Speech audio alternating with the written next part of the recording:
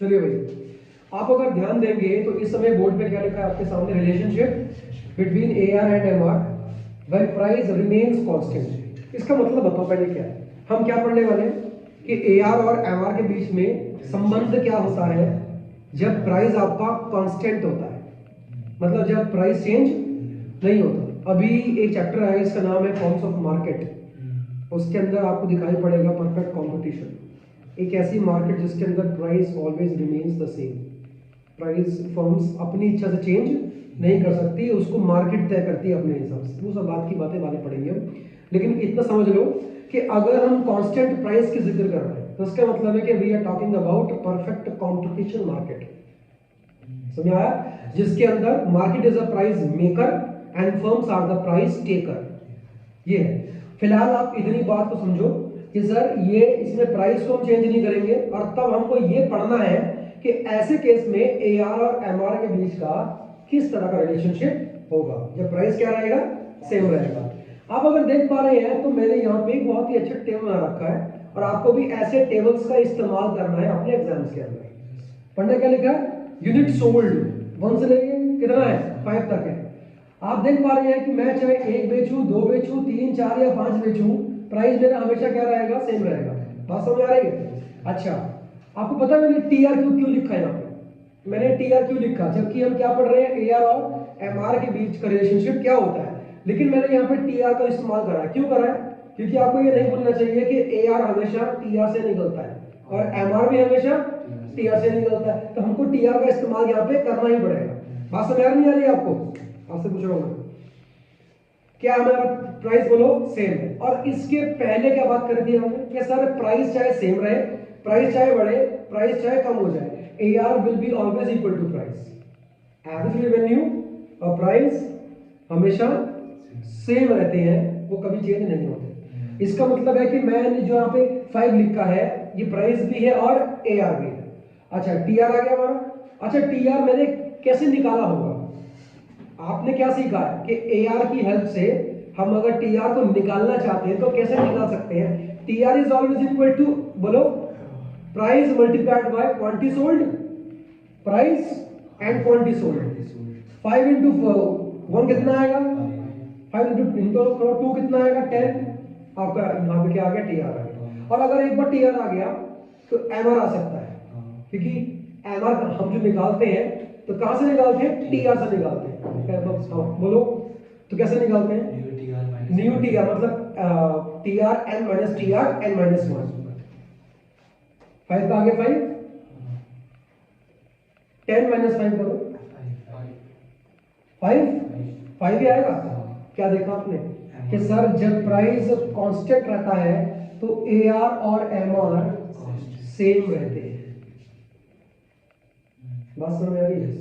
When the price remains the same, AR is always equal to MR। मैंने TR नहीं बोला, मैंने AR और MR को आपस में कंपेयर किया, तो मैंने क्या देखा, दोनों सेम है। अब जब इसी को ध्यान में रख के अगर मैं ग्राफ की बात करता हूँ तो मैंने एक्स एक्सिस पे क्या दिखा रखा है, यूनिट सोल्ड, जबकि वाई पे मैंने MR और AR दिखा रखा है। 5 तक आ गया। और यहाँ पे तो कितना मैक्सिमम कितनी फिगर है, यहाँ पे 5 ही है, 5 दिखा दी मैंने। अब तुम चाहे 1 बेचो, 2 बेचो, 3, 4 या 5 बेचो, सर ये तो आपका सेम ही रहेगा।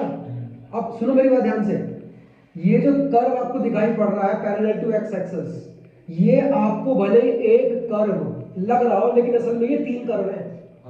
ये AR कर्व भी है, ये MR भी है, ये प्राइस भी है। इसको दूसरे वर्ड्स में कहते हैं ओवरलैप करना। क्या बोला, एक दूसरे के ऊपर आ रहे हैं 3 कर्व, इसलिए ये सेम है। एक नहीं है, ये 3 कर्व है, लेकिन ये एक जैसे हैं, इसलिए ये आपको एक दिखाई पड़ रहा है। बात समझ आई? 2 मिनट के लिए मान लो कि अगर तुम्हारा प्राइस कांस्टेंट ना होता तो सर ये अलग होता, ये अलग होता, तब ये आपका सेम नहीं होता, तब ये तुम्हें 2 अलग अलग टाइप के कर्व दिखाई पड़ते। क्लियर हो रहा नहीं हो रहा? पॉइंट समझ में आया?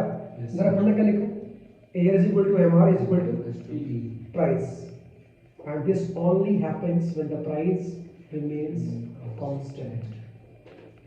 AR and price तो आपका हमेशा क्या होता है, सेम ही होता है। लेकिन ये जो लिखा है ना AR is equal to MR, ये तभी होगा जब प्राइस सेम हो या जब प्राइस क्या होगा, कांस्टेंट होगा। कोई डाउट? मैंने लिखा नहीं है यहाँ पे कि हाउ टू, मतलब कैसे इसको हमने शो करा है, बुक में लिखा हुआ है, वो आप देखना अपने हिसाब से, कोई मुश्किल नहीं है। एक्सप्लेनेशन तो आ रहा है एग्जाम के अंदर और वो आपको शो भी करना पड़ेगा। आगे बढ़ सकते हैं। अच्छा, जरा पढ़ना क्या लिखा है, अब क्या पढ़ने वाले हैं सर, MR और TR के बीच का relationship when price remains constant. MR और TR के बीच का संबंध या रिलेशन क्या होता है जब सर आपका प्राइस सेम रहता है। आज समय आ रही, तबियत मेरी इस समय नहीं है ठीक, इसलिए थोड़ी सी एनर्जी कम लग रही होगी आपको, ठीक है ना, फिर भी मैं क्लास दे रहा हूँ, बहुत बड़ी बात समझ आया। ये क्लियर हो नहीं हुआ, मुझे चक्कर भी आ रहे हैं, ऐसा है वैसे आ रहे हैं। एनीवेज जरा एक बार डायग्राम देखो ध्यान से। आप बोलोगे सर ये तो खाली आपने एमआर बना रखा है, वेयर इज टीआर, मैं टीआर आपके सामने बनाऊंगा, ठीक है। इसका टेबल कहाँ है, टेबल तो है, कॉमन टेबल कर देगा। देखो इसके अंदर क्या भी आ गया हमारा, टीआर भी आ गया, इसमें एमआर भी आ गया, और एग्जैक्टली ये दो चीजें हम यहाँ पर भी दिखाने वाले थे। एमआर तो मेरे ख्याल से आपका सेम बनेगा क्योंकि वो तो कांस्टेंट ही है। नाउ व्हाट अबाउट टीआर, और देखिए सर जब आपने बेचा पहला यूनिट तो तुम्हारा टीआर कितना था, 5। 1 पर कितना लगा दूं, 5 लगा दूं, यहाँ लगा दूं, आगे बढ़ सकते हो।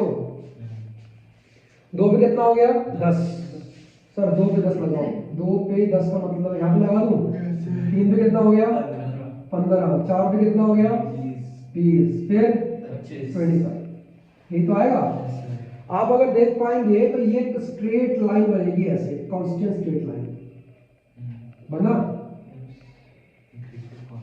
This is your what, total revenue.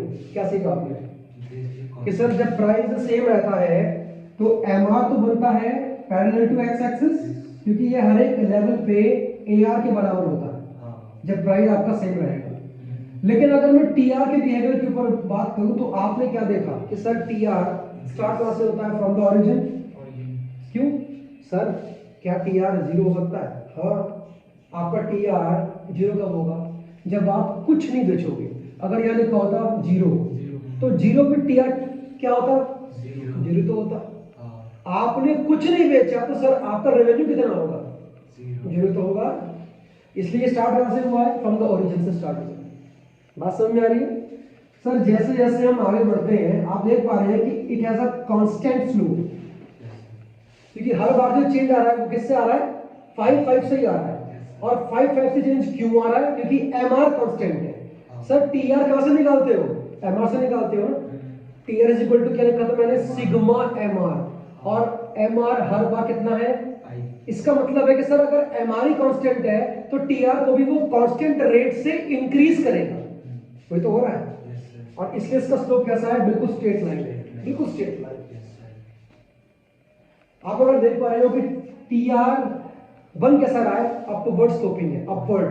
क्यों सर, जैसे जैसे आपकी सेल्स बढ़ती है ना वैसे वैसे आपका टीआर भी बढ़ता है, that's why it is a positive slope. कोई डाउट? तो इतना करें आज के लिए।